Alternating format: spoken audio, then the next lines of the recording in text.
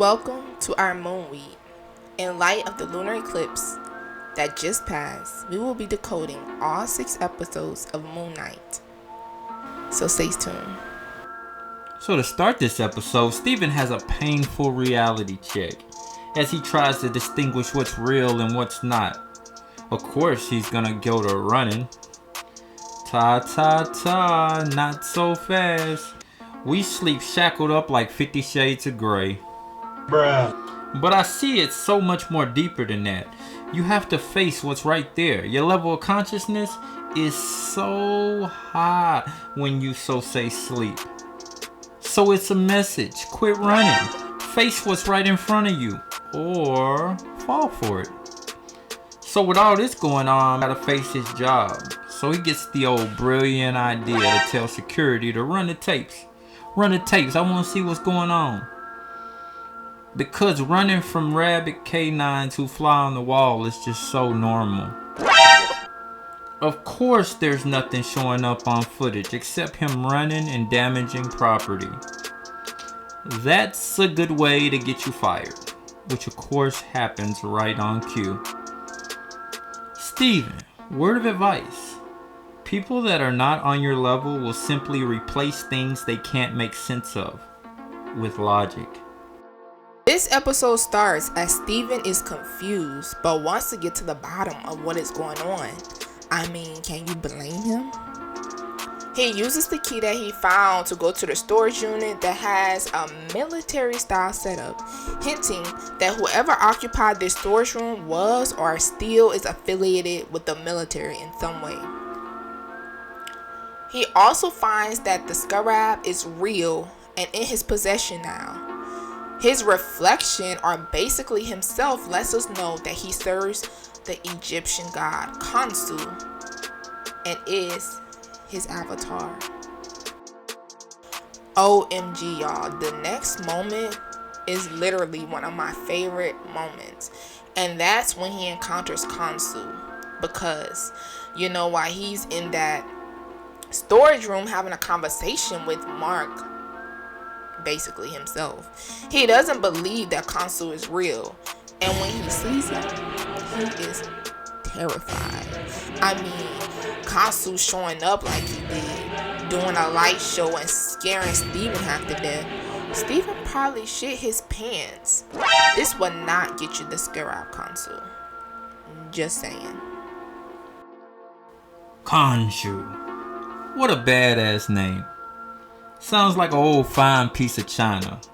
Like, hey babe, we having company tonight. Better pull out that fine Khonsu. Bruh. So we come to find out Khonsu is the god of moon and time. Sounds like he's quite balanced to me. It is alleged that he was one of the big dogs who created the universe. I mean, if you're elevated enough to believe in them type of things. In this show, they got Khonsu's dark side seeping out frequently.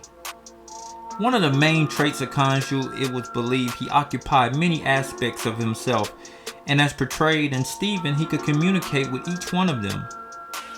This brings heavy insight as to why Khonsu might have chosen Steven. But then again, if I think about it, judging how Khonsu talked to Steven, where does Steven truly fit? So later in the episode, Steven gets taken after meeting his long-lost wife, Layla. Yes, y'all, I said wife, that Marc is married to. Steven then learns how gruesome Marc was, and he was already fighting Marc, but this is making him fight that aspect of himself even more because he's simply doesn't trust what he's capable of. Steven really be going through it. Then when he finds out he's married, he says what any self-respecting man would say.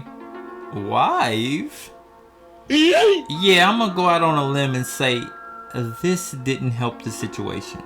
So what better way to put baby girl mind at ease? I'm gonna show you my new place in Goldfish. But that's okay, cause she brought gifts. And what does she have? Divorce papers. It's getting dicey. Steven begins to despise Marc. He doesn't understand why he feels for this stranger Layla, but he doesn't like how Marc treats her. This is the biggest sign of Steven beginning to do some real self-reflection. In my eyes, Harold seems to lure Steven here to play onto his mental illness and make him seem like he's really here to help. And I mean, it was working at first. He's being open with them, admitting to also having Khonshu as an avatar in the past, and by him divulging that information, I feel like it builds some kind of short-lived connection with Steven by basically letting him know that, you're not alone, and I understand what you're going through. He knows that Steven is afraid, and I feel like this episode shows Harold's true feelings.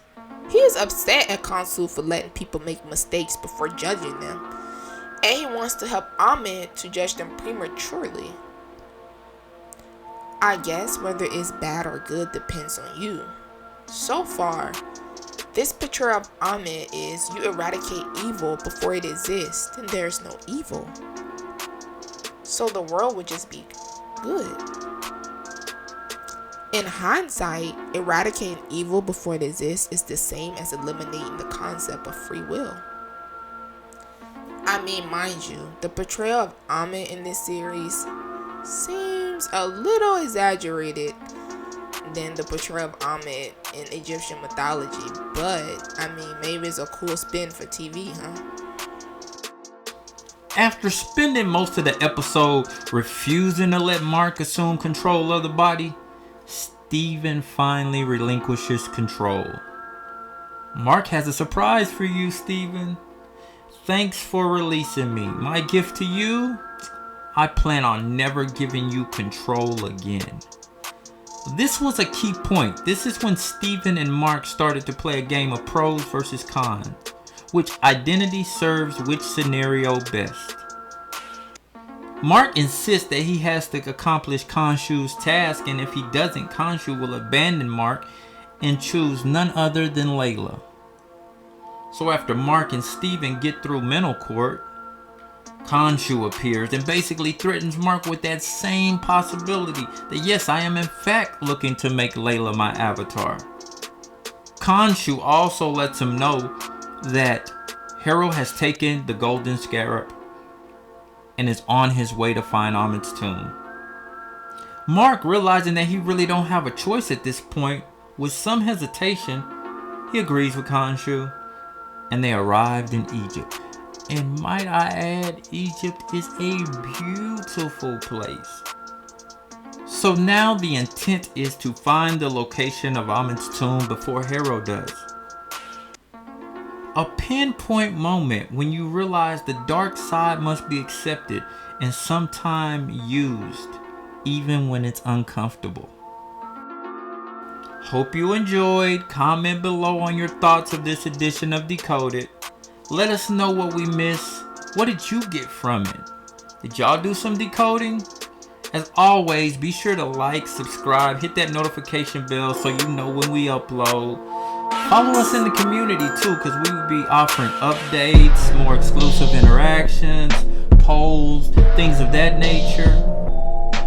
Stay tuned for the next episode and come back so we can vibe on it.